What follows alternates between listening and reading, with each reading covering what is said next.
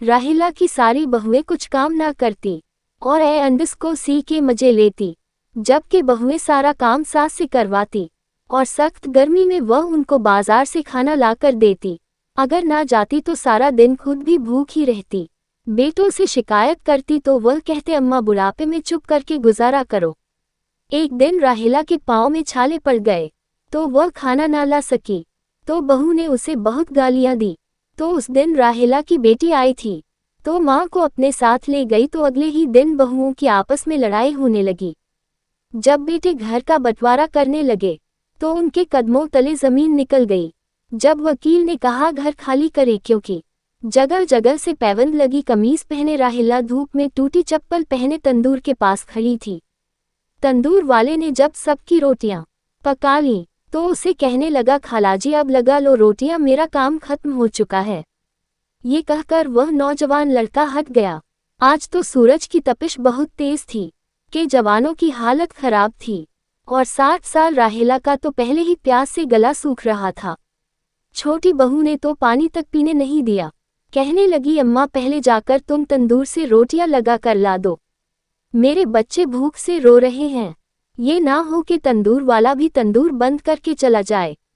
राहिला अभी तसला भरकर आटा गूंद कर आई थी, सांस से सांस नहीं मिल रहा था। जब उसने छोटी बहू से कहा कि बेटी एक गिलास ठंडा पानी पिला दो, लेकिन छोटी बहू कहने लगी, अम्मा पहले रोटी पका कर ले आओ, फिर मैं तुम्हें ठंडी लस्सी बना कर दूंगी। रोटी लगाने के लिए आई तो धूप बहुत तेज थी। दोपहर का वक्त था और उस वक्त गर्मी बहुत तेज थी। तंदूर में 20 से 30 रोटियां लगाते लगाते ही उसकी कमर दुखने लगी थी। वो पूरी की पूरी पसीने से भीग गई थी। जब घर पहुंची तो सारे बच्चे और बहुएं ऐसी वाले कमरे में लेटे हुए थे। गांव में लाइट आ रही थी और किसी किसी के घर में ऐसी लगा हुआ था।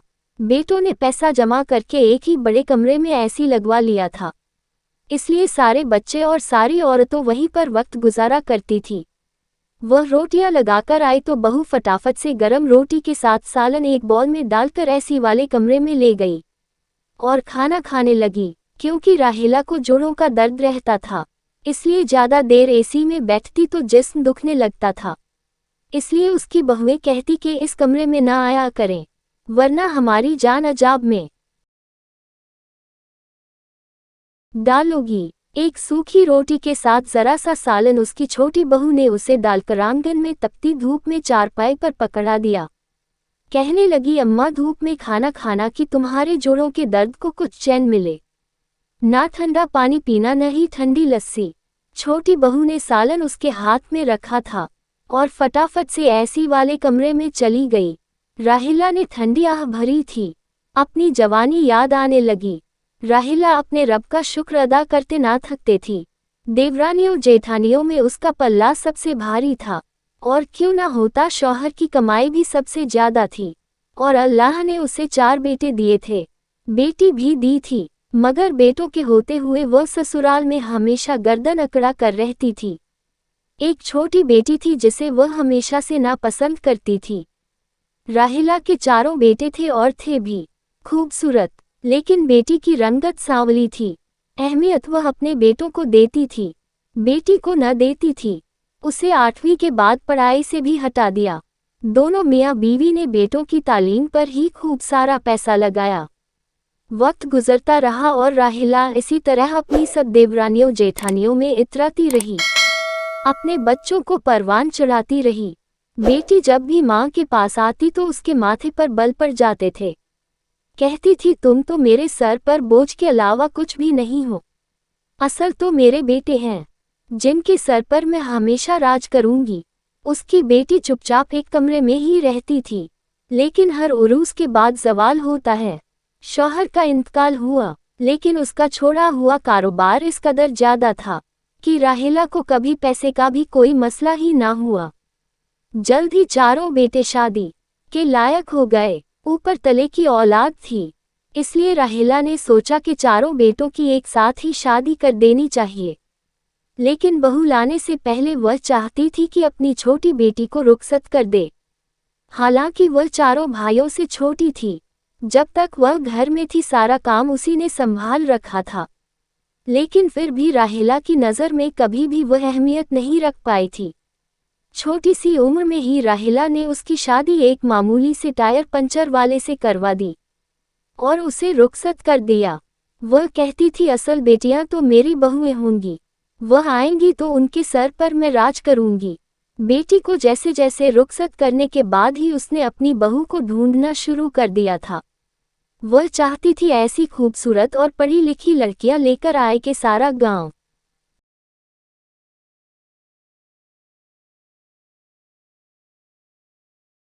देखता रह जाए। इसलिए ढूंढ ढूंढ कर चारों बेटों के लिए रिश्ते पसंद किए। राहेला अपनी पसंद से चांद सी बहुएं लाई थी, जो पढ़ी लिखी और खूबसूरत भी थी। पूरा गांव छानने के बाद राहेला ने अपनी चारों बहुएं पसंद की थी। शादी का दिन आया तो राहेला आबदीदा सी हो गई। खुदा ने उसे सारी जिंदगी में किस कदर नवाज रखा था। रुपए पैसे की कोई कमी न थी, जिसकी वजह से उसने बहुओं के लिए बहुत महंगी बरी तैयार की थी। जिसने भी देखा दांतों तले उंगलियां दबा ली कि कोई अपनी बहुओं के लिए इस कदर अच्छी बरी तैयार कैसे कर सकता है, जैसी राहेला ने करी थी। इंतकाल से कुछ दिन पहले ही राहेला के शौहर ने पूरे मकान को गिराकर नए सिरे से बनवा दिया था, ताकि बहुएं आए तो उन्हें किसी किस्म की कमी ना हो। राहेला उम्र भर की मेहनत और मशक्कत से अब थक चुकी थी। बस वह यही चाहती थी कि जल्द अज जल्द बहुएं घर आ जाए तो वह आराम से सुकून की जिंदगी गुजारे। मगर वह नहीं जानती थी कि सारी जिंदगी सुकून से गुजरने के बाद अब एक लंबी आजमाइश उसके इंतजार में है। जिस दिन वह चारों बहुओं को ब्याह कर लाए उस दिन तो उसकी चाल ही निराली थी। उसके चारों बेटे इतनी हसीन बीवियां पाकर मां के शुक्रगुजार हुए जा रहे थे। सबसे बड़ा अरकम तो मां की वारी सदके जा रहा था। वह खुद जरा सांवले से रंग का था। उसे गोरी बीवी मिली तो खुशी से फूले ना समा रहा था। उससे छोटे बेटे आजाद की बीवी डॉक्टर थी। ज्यादा वे कुछ पढ़ लिख ना सका था, जिसकी वजह से उसे डॉक्टर बीवी मिलने की बेहद खुशी थी। सबसे छोटा बेटा अली था, वह चुलबुली फितरत का था। उसके लिए राहेला ने जो बीवी ढूंढी थी वो जरा नखरीले मिजाज की थी। राहेला को लगा दोनों की आपस में खूब निभेगी। इसी तरह चौथे बेटे की बीवी जहेज में कार लाई थी। तमाशा तो तब शुरू हुआ जब शादी के 2 दिन बाद ही सब मेहमान अपने अपने घरों को रुखसत हो गए। घर में रह गई तो राहेला और उसकी बहुएं।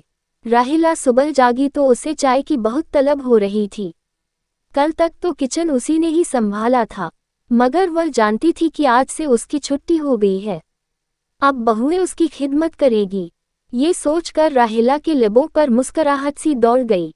वह तैयार होकर कमरे से बाहर निकली ताकि किचन में काम करती हुई बहू से नाश्ते का कह सके।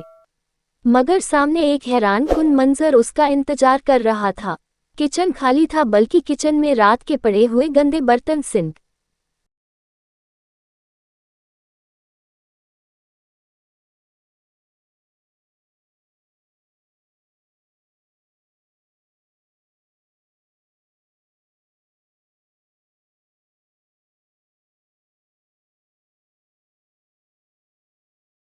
पर बिखरे हुए थे। घर का कोई हाल ना था। धूल से अटा हुआ घर देखकर राहेला को उबकाई सी आने लगी। उसने हमेशा अपने घर को साफ सुथरा रखा था। राहेला ने हैरत से बेटों के कमरों की तरफ देखा। चारों के दरवाजे बंद थे। हालांकि राहेला को याद था उसने कल रात ही बहू से कहा था कि सुबह से किचन उनकी जिम्मेदारी है। हैरान होती हुई राहेला ने आगे बढ़कर बड़े बेटे के कमरे का दरवाज़ा खटखटाया। पहले तो कोई जवाब नहीं मिला और बड़ी देर के बाद बड़ी बहू ने सूजे हुए मुंह के साथ दरवाजा खोला। सास को सामने देखकर वह एकदम से चौंक गई। बेटा तान्या, तुम जागी नहीं? मैंने कहा भी था कि नाश्ते की जिम्मेदारी कल से तुम्हारी है। अब जल्दी से बाहर आ जाओ, 11 बजे रहे हैं। मुझे शुगर की वजह से ज्यादा भूख लगती है। आज मैं तुम्हारे हाथ का नाश्ता करने के लिए बेताब हूँ। राहेला ने मुस्कुराते हुए तान्या से कहा, मगर तान्या को तो एक झटका सा लग गया।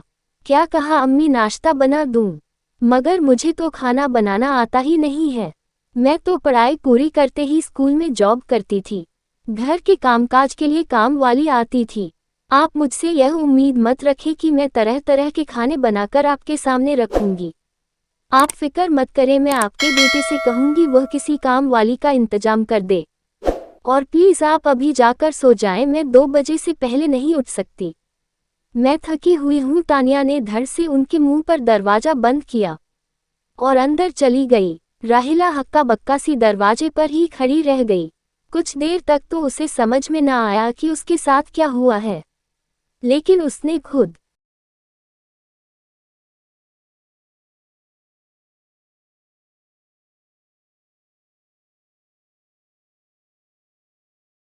को तसल्ली दी कि चलो कोई बात नहीं, कुछ वक्त में खाना पकाना सीख लेगी। अब उसने छोटे बेटे के कमरे का दरवाज़ा खटखटाया। कई बार दरवाज़ा पीटने के बाद बहू साहिबा कमरे से निकली तो उसने गीले बालों पर तौलिया लपेट रखा था। राहिला को शर्म सी आ गई। बहू आंखें फाड़े उनकी तरफ देख रही थी। क्या बात है अम्मी, इतनी सुबह सुबह क्यों परेशान कर रही है? राहिला ने उसे भी वही बात की कि उसे भूख लगी है और नाश्ते की ज़रूरत है, मगर इस बहू ने भी साफ जवाब दे दिया कि उसे तो खुद नाश्ते की ज़रूरत है और सुबह सुबह उठकर उससे कोई काम नहीं होता। तीसरी बहू जब कमरे से निकली और राहिला ने उसे भी यही बात की तो वह मुंह फुलाकर राहिला की बात सुनती रही और फिर दोबारा से अंदर जाकर लेट गई। उसने राहिला को जवाब देने की भी तौफीक ना की। फिर उसने चौथे बेटे का दरवाज़ा खटखटाया तो चौथे बेटे के कमरे से कोई जवाब ना मिला। वह खामोशी से किचन में जाकर अपने लिए नाश्ता बनाने लगी। 2 बजे के करीब जब राहिला के 4 बेटे जागे तो सबको ही नाश्ता चाहिए था, मगर राहिला ने आज किसी का नाश्ता नहीं बनाया था। अब बहुओं को किचन संभाल लेना चाहिए, तो चारों ही एक दूसरे की तरफ देखने लगे। फिर एक बेटा कहने लगा कि छोड़े ना अम्मी, अगर उन्हें खाना पकाना नहीं आता तो आप क्यों उन्हें मजबूर करती हैं? हमेशा से भी तो आप ही पकाती आए हैं ना, और हमें तो वैसे भी आपके हाथ का खाना अच्छा लगता है। आप ही पकाया करें, हम लोग पहले की तरह एंजॉय करके खाना खाया करेंगे। राहिला खामोश हो गई। अरकम बाहर से खाना लेने चला गया। सबने खाना खा लिया। उस दिन रात का खाना राहिला ने बनाया। चारों बेटों की शादी की छुट्टियां खत्म हुई तो चारों अपने काम पर चले गए। राहिला अपने कमरे से निकली कि वह जानती थी कि बहुएं अभी तक सो रही होंगी, इसलिए खामोशी से किचन में जाने लगी। अपने लिए नाश्ता बना ले, मगर तभी जमीन पर गिरे हुए पानी से उसका पांव फिसला। वह बुरी तरह से गिरी, उसके मुंह से चीख निकली। उसके बाजू में बहुत चोट लगी थी। उसे बहुत दर्द महसूस हो रहा था कि शायद उसके बाजू की हड्डी टूट चुकी है। कितनी देर तक वह जमीन पर पड़ी चीखती रही, मगर बहुएं अपने कमरों से ना निकली। आखिर में राहिला हिम्मत करके खुद उठी और लड़खड़ाते कदमों से कमरे में जाकर बेटे को फोन किया। वह घबरा गया और दौड़ा दौड़ा घर आया। तब बहुएं भी अपने कमरों से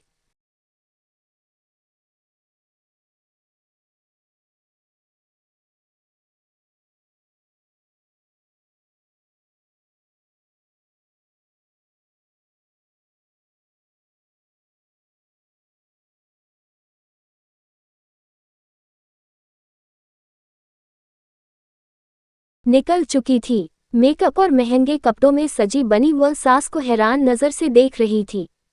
अरकम मां को अस्पताल ले गया। जब वापस लाया तो राहिला के पूरे बाजू पर प्लास्टर लगा हुआ था। वह 3 महीने तक हाथ हिलाने के काबिल ना रही थी।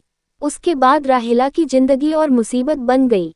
अब वह अपने लिए खुद खाना भी नहीं पका सकती थी। बहू को कहती तो वह शोर मचा मचा कर कमरों में जा घुसती और उसे मशवरा देती कि खाना बाहर से मंगवा लिया करो। राहिला बेटों को शिकायत करती, मगर सारे के सारे बेटे बीवियों से डरते थे। इनमें से कोई भी अपनी बीवी को मजबूर ना कर सका कि वह मां के लिए खाना बना दिया करे। राहिला की चारों बहुएं सारा दिन गर्मी गर्मी का शोर मचाती और ऐसी चलाकर कमरे में सोई रहती। तंग आकर राहिला ने बाजार से खाना लाना शुरू कर दिया। एक दिन सबसे छोटी बहू ने राहिला को बाजार से खाना लाकर खाते देख लिया। बस फिर क्या था, उसने अपनी चिकनी चुपड़ी बातों से सास को मजबूर कर दिया कि वह उसके लिए भी बाजार से खाना ले आया करे। हल्के हल्के बाकी बहुएं भी उसी रास्ते पर चल पड़ी। अब राहिला दिन के 3 टाइम बाजार से खाना लाने लगी और तंदूर में रोटी भी पकाने लगी। कभी कभी वह सोचती चारों बेटों की शादी इसलिए की थी कि जिंदगी सुकून से गुजरेगी, मगर वह नहीं जानती थी कि अब तक जो खुशियों भरी जिंदगी गुजरती आई थी उसकी बहुएं आकर वह सब बर्बाद कर देंगी। इसका साफ रहने वाला घर हर वक्त धूल मिट्टी से अटा हुआ रहने लगा। कोई मेहमान आ जाता तो बहुएं कमरे में जा घुसती। राहिला सबके सामने शर्मिंदा होती रहती। रफ्ता रफ्ता लोगों ने उसके घर आना ही छोड़ दिया। कभी कभार उसकी बेटी आ जाती तो घर की हालत देखकर उसकी आंखों में आंसू आ जाते। वह अपनी मां के लिए बेहद परेशान होती, मगर राहिला खामोश ही रहती। वह लोगों के सामने अपनी बहुओं की शिकायत नहीं करती थी। वह चाहती थी कि बहुएं अब अपनी घरदारी संभाल ले। आखिर को ये घर इतनी चाहत से उसने अपनी बहुओं के लिए ही तैयार करवाया था, मगर बहुएं मॉडर्न बनने के चक्कर में अपना घर ही ना बसाना चाहती थी। सारा दिन ऐसी में सोई रहती थी। खुदा की करनी ऐसी हुई कि चारों एक साथ ही प्रेग्नेंट हो गई। फिर तो उन्होंने खुद से पानी उठाकर पीना भी छोड़ दिया। खाना बाहर से आ जाता, खा लेती। जब शाम में सोहर घर आते तो सारी महंगे कपड़े पहनकर खुशबुएं बिखेरती हुई उनके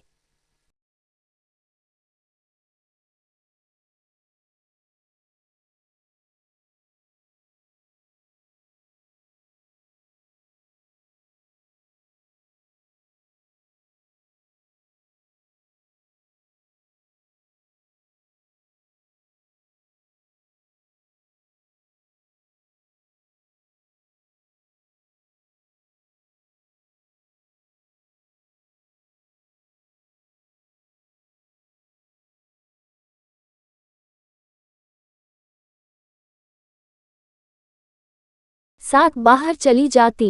राहिला तो बेटों से शिकायत करने के लायक भी ना रही थी। वह भी अपनी नई जिंदगी में इतने मग्न हो गए थे कि उन्होंने गौर करना ही छोड़ दिया कि अब उनकी मां दिन ब दिन कमजोर की होती जा रही है। राहिला को बाहर के खाने रास न आ रहे थे। उसका मैदा कमजोर हो चुका था। बाजार से आए हुए तेज मिर्च मसाले वाले खाने खाते ही राहिला की तबीयत खराब होने लगती। लेकिन अगर वह किसी दिन बाजार से खाना ना लाती तो सारा दिन भूखा रहना पड़ता। बहुएं तो सैंडविच और कोल्ड ड्रिंक से गुजर कर लेती, या फिर अपने लिए चोरी छिपे कुछ शोहरों से मंगवा कर खा लेती। राहिला की समझ न आ रहा था क्या आखिर वह चारों के चारों जिंदगी कैसे गुजारेंगे। चारों बहुओं को आगे पीछे बच्चे हुए तो चारों की जिम्मेदारी राहिला के कंधों पर आ पड़ी। बेटी तो अपनी ससुराल के वापस लौटकर ही ना आई। राहिला ने सब लोगों को 40 दिन संभाला था, खुद बिल्कुल हाफ कर रह गई थी।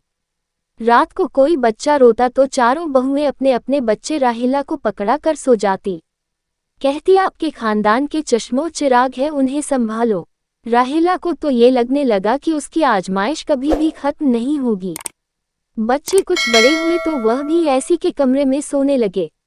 चारों बेटे को जहां पहले मां के हाथ की रोटी पसंद थी, बीवियों के आते ही तंदूर की रोटी ज्यादा अच्छी लगने लगी। छोटी बहू दोपहर को पहले राहिला से कहकर आटा गूंदवाती और जैसे ही आटे से हटती तो उससे तंदूर भेज देती कि हमको तंदूर की रोटी की आदत लग गई है, हम वही खाएंगे। जब वह बेटों से शिकायत करती तो बेटे कहते कि बस भी कर दे अम्मा, जब अपनी पसंद की बहू लाई थी तो हमने ऐतराज नहीं किया था। अब आपको खूबसूरत भी चाहिए, पढ़ी लिखी भी चाहिए, और फिर अब चाहती है कि वह नौकरों की तरह काम भी करें।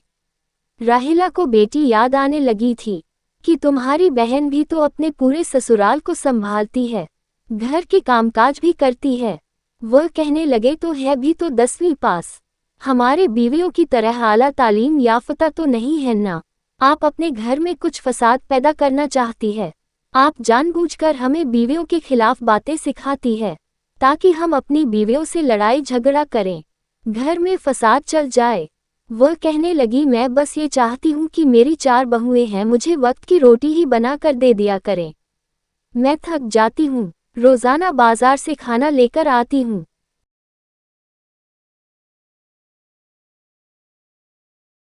वह कहने लगे हम भी तो कमाते हैं, हमारी बीवियां भी तो घर संभालती है, सब मिलकर करते हैं तभी तो घर चलता है। अब छोटे छोटे बच्चों के साथ क्या वह गर्मी धूप में जाकर खाना लेकर आएंगी? क्या आपको अच्छा लगेगा कि सारा गांव आपकी बहुओं को देखें? आखिर पढ़ी लिखी लड़कियां हैं, ये काम तो नहीं करेगी। वह कहने लगी हाँ, तुम्हारी बीवियां पढ़ी लिखी है, ये काम करते हुए उन्हें शर्म आती है, इसलिए मैं अनपढ़ माँ की तुम लोगों को इस काम के लिए मिली हूँ। गुस्से में आकर राहिला ने बाजार से जाकर खाना लाना छोड़ दिया कि जब खाना नहीं आएगा तो बहुएं खुद पकाने के लिए चूल्हा जलाएंगी। लेकिन उसकी बहुओं ने भी कुछ नहीं पकाया। खुद तो वो मोहल्ले के बच्चों से खाना मंगवा कर खा लेती और भूखी राहिला रहने लगी थी। कभी कभी तो भूख के मारे उसे चक्कर आने लगते। एक बार अपने लिए खाना लेने के लिए बाजार जा रही थी कि धूप और गर्मी की वजह से वही चकराकर गिर गई। वहीं से उसकी बेटी गुजर रही थी। तभी उसने अपनी माँ को यूं गिरा हुआ देखा तो अपने शौहर से कहने लगी कि मोटरसाइकिल यहीं रोको, मुझे लगता है यह अम्मा है। जब राहिला की बेटी ने माँ की हालत देखी तो उठाकर उसे रिक्शे में बिठाकर अस्पताल ले गई। अगर बेटी उसे वक्त पर अस्पताल ना लेकर जाती तो शायद राहिला मर जाती। बेटी ने जब माँ की यह हालत देखी तो जैसे ही को होश आया तो वजह पूछने लगी। पहली बार वो बेटी के सामने फूट फूट कर रो रही थी और उसे सब कुछ बता भी दिया। वह कहने लगी कि अम्मा आप मेरे साथ मेरे घर चले, वैसे भी मेरी सास अब छोटे देवर के साथ रहने लगी हैं। बेटी जबरदस्ती राहिला को अपने घर ले गई और उसे घर की रोटी बना कर दी। जिस बेटी को उसने हमेशा धुतकारा था वही बेटी आज अपनी माँ को संभाल रही थी। वह बेटे जिन पर उसे घमंड था वह चारों ही पलटकर पूछने के लिए नहीं आए थे कि आखिर उनकी माँ घर से बाहर अपने लिए खाना लेने गई थी तो वापस क्यों नहीं आई। शायद वह जान चुके थे कि वह अपनी बेटी के घर में है, लेकिन उसके बाद जो कुछ हुआ राहिला सोच भी नहीं सकती थी। वह बहुएं जो आपस में बड़े मोहब्बत से रहती थी, चारों में लड़ाई झगड़ा होने लगे, बेटों में भी हाथापाई होने लगी। मोहल्ले वाले आकर राहिला को उसके घर की खबरें देते थे कि तुम्हारे घर से बहुत लड़ने झगड़ने की आवाजें आती है।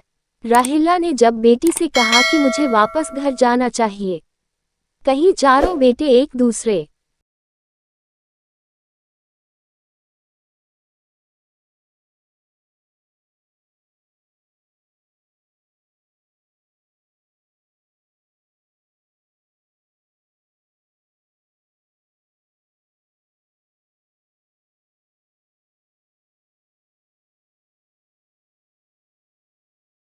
को मार ही ना दे।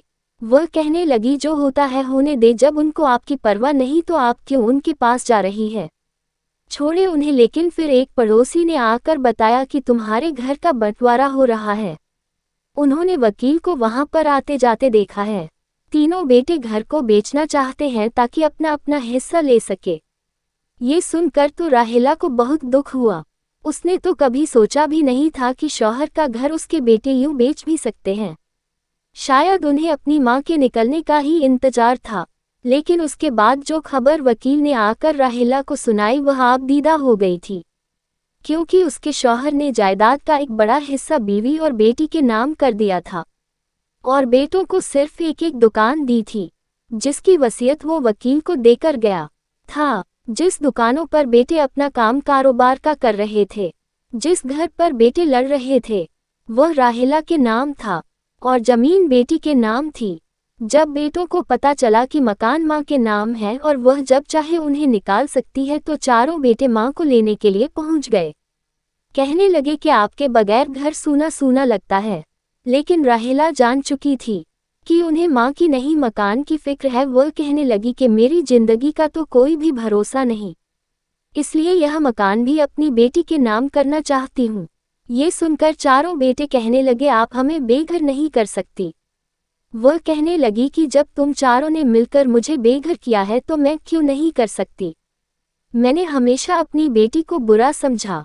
जब मुश्किल वक्त आया तो मेरी बेटी ने भी मुझको संभाला, और वैसे भी रियत के हिसाब से भी देखा जाए तो दुकानों की कीमत घर के मुकाबले में बहुत ज़्यादा है, और वह तुम्हारा बाप तुम लोगों के नाम करके गया है। मैं भी यह घर अपनी बेटी के नाम कर जाऊंगी, क्योंकि मेरे मुश्किल और मुसीबत के वक्त मेरी बेटी ने ही साथ दिया है। चारों बेटे चुप होकर वापस लौट गए थे। राहिला ने अपना घर अपनी बेटी के नाम कर दिया, जिसने आखिर वक्त तक माँ को संभाला था और कभी उफ तक नहीं की।